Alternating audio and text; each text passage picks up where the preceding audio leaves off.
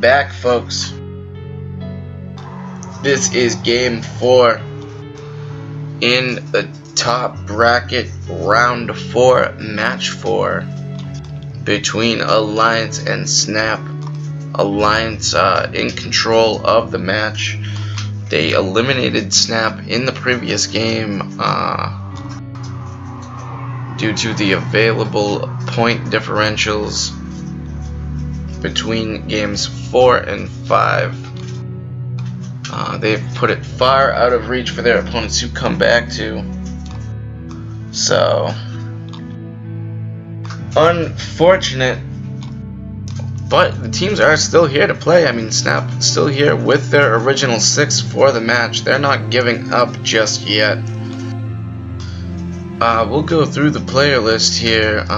First off, we have Synapse to win on an absolute rampage with his 3-throw last game. He looks to keep them again for this game. He's the captain for the Alliance squad. Joining him is the Vulch, Opus, Mortar, City Hunter, Red Dog, and Zap. I believe Snap had the Southern start last game. This game they start North. And what the hell are people drawing on the map over there? Meanwhile, Giblet is captaining for Snap once again. With him is Copper, Dinsdale, Tawas, Chi, Rust Dragon, and Kensai. It seemed Giblet was a little bit too busy to do the captaining work last game. It was unfortunate. He was unable to really effectively contain that 3-throw rampage by Synapse.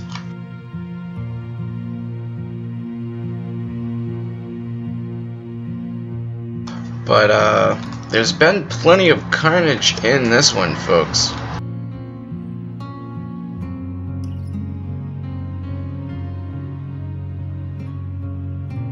Game on. And the game's gonna kick off here.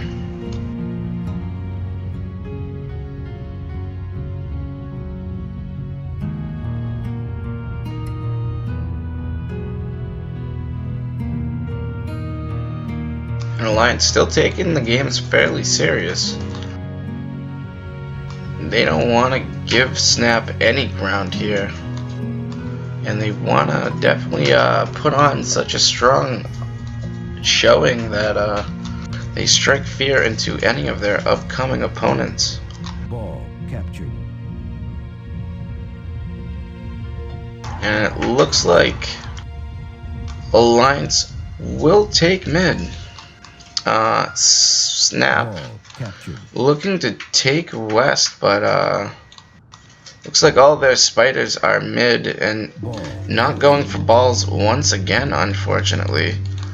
All of Copper's spiders are pretty much defending his team's souls. They're gonna leave all these flank balls up for grabs. And it looks like Alliance will hold the lead going into this one once again. Zap just out of range of those dwarf heroes. Good for him. Looks like Giblet's gonna start dropping satchels, but Synapse knows better than that, than to just go over and deal unnecessary damage to his Tro, especially so early in the game. Not to mention there are no heals on the map for the Tro. Albeit they would only be healed to half health, but it's definitely one way to keep your melee specialist tank alive. Ball captured.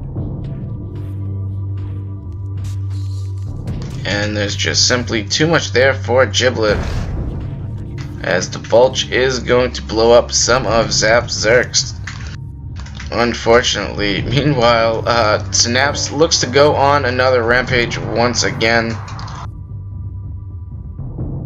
He will begin by kicking this fetch. Percent's still pretty close though, mostly due to those suicidal dwarves owned by the Vulch.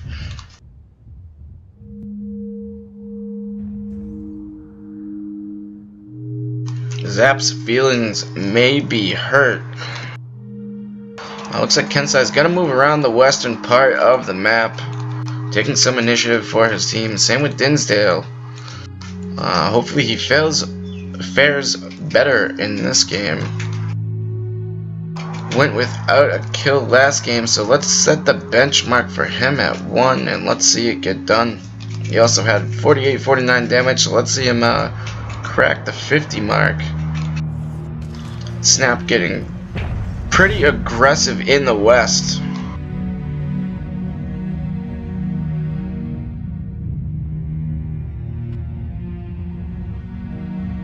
They are surrounding Alliance.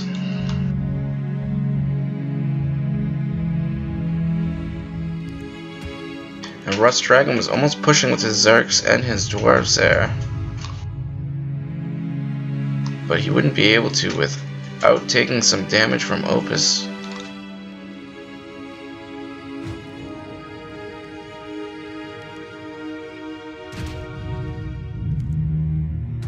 And Opus is going to secure that ball, try to get it out of the reach of the Snap forces. Just simply can't get up that hill. And Vulch's Dwarves are going to work. Not doing much damage, unfortunately. But it looks like Dinsdale is going for his kill here, although he may be denied by Zap's Dwarf or those upcoming Zergs. And there you go, folks. He has reached his benchmark kill for the game. Congratulations, Dinsdale of Snap, Krackle, Die. The game is already faring better for him. Kensai's going to try and do the same thing, but Zap has his Zergs coming to support now. Full attention over there for him. After giving up one of his artillery, Giblet's down intro health. And is going to be shadowed and pushed here fairly easily. Even if Synapse just took 3 of those Zergs, still has more than enough to get the job done there. But I highly doubt these teams are trying to put their Tros into a decisive moment just yet. Giblet keeping those 3 Tro busy. But it might create an opportunity for Vulch and Synapse to just head right to south and take out this offensive force. And it looks like Opus is pushing this ball out of reach. Can be retrieved by Souls and Spiders.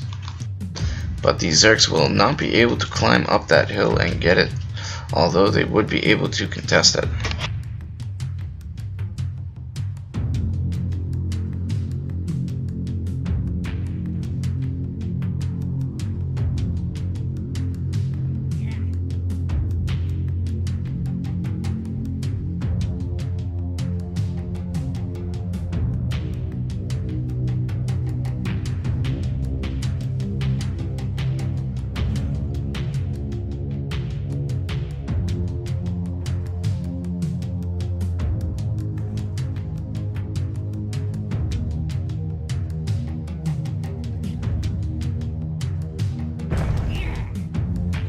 And a nice shot by Zap's Dwarf on Kensai's Zergs.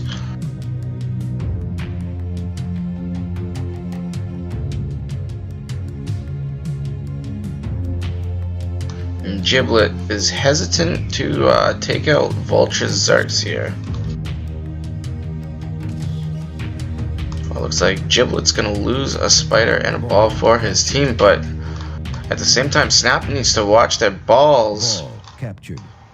They only have 2 left on the map. Ball contested. One of them is over here. If this Spider goes to engage, which it looks like it is, it's autoing into the Zergs. That's it, folks. I'm gonna wrap that one up pretty quickly. That was totally holdable, but it's gonna end quick. Unfortunate for sure. Oh well though. Let's see, man. Can I find someone else with spiders here? Giblet had some units. Was it Copper? Might have been Copper. Who lost that spider there. It autoed, unfortunately. I mean, Giblet would have been able to control it. Sometimes that's why people don't like the captaining position. They have so much control that, you know, they don't like to use other players' units or anything. Maybe he just didn't see the play, I don't know. But great job by Alliance here. I mean, such a strong showing for them. They're definitely one of the powerhouses in this tournament and proving it. Constantly playing for the game type and effectively doing so. So let's go through the stats really quickly here. The game ends 15-7 for Alliance. They scored 237 damage total. Meanwhile, Snap goes 3-15, 69 damage total. You see here the wide difference in damage and kills only gets greater as the game goes on. Where were those losses taken? A lot of losses taken mid.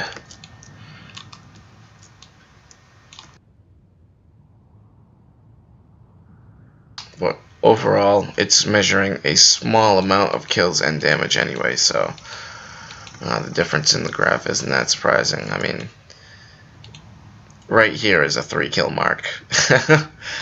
And that's about a fifth of the graph, as 15 kills is right there.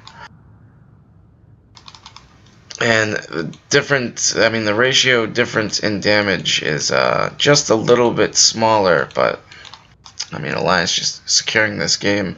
Let's go through the stats really quickly because not much stats here going on regardless. Synapse 1-0, 15 damage. Quite a difference in statistics for him this game. But still captaining a victory. The Bulge going 6-0, 40 damage. Zap 5-6, 114 damage. Second player from Alliance to outscore Snap's entire team, and that's like 2 games in a row. So once again, hats off to Alliance and their players.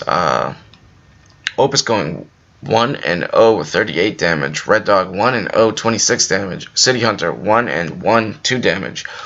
And Mortor, no kills, no damage, no losses for him. I believe he was in charge of the spiders and played them very effectively, securing early balls, securing backfield balls. Looks like City Hunter had some spiders as well. And on to Snap. They go 3-15.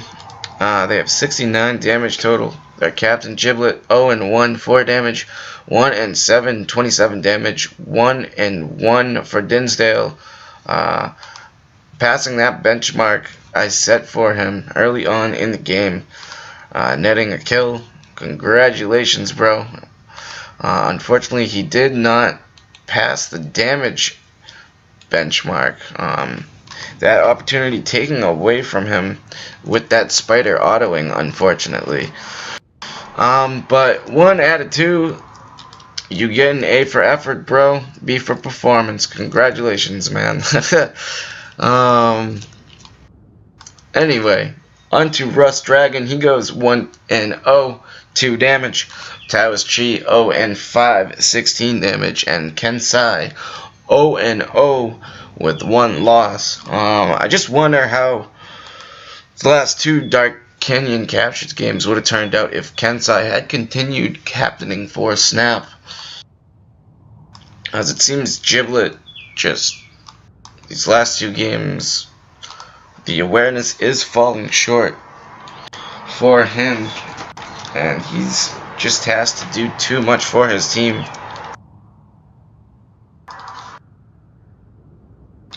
But yeah, so that's gonna do it, folks. This was a 17-0 win for Alliance. They get 11 points for the balls. 6 points for the wins. That's going to move the score from 53 to 17 to 70 to 17. And yes, the game is far, far away.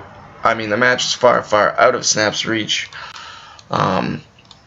It's just simply not their day today.